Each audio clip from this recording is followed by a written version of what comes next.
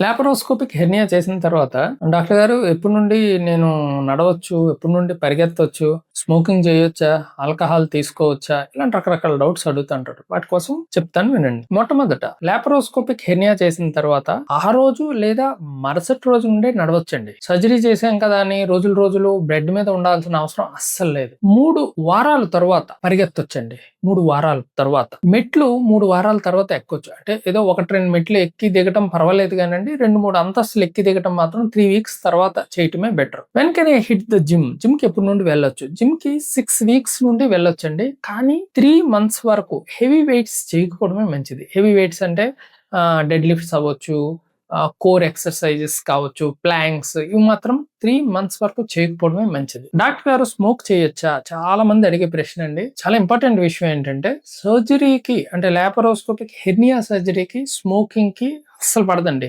2 పాము ముంగిసి లాంటివి. సో బద్ధ శత్రువులు అనమాట. స్మోకింగ్ చేస్తే ఏమవుద్దంటే అండి, చిన్న ఇంట్రా అబ్డామినల్ ప్రెషర్ పెరిగి చిన్న కాఫ్ వచ్చి మజిల్స్ వీక్ అయ్యి మళ్ళీ హెర్నియా వచ్చే అవకాశం ఉంది. సో స్మోకింగ్ మాత్రం తప్పకుండా ఆపేవాళ్ళండి. 6 మంత్స్ వరకు ముట్టుకోవడానికి వీల్లేదు. ఆల్కహాల్ తాగొచ్చా? ఆల్కహాల్ కి అంత డైరెక్ట్ ఎఫెక్ట్ అయితే లేదండి. సో సర్జరీ ఒక రోజు, జాగ్రత్తలు 6 వారాలు, కానీ ప్రయోజనాలు మాత్రం జీవితాంతం.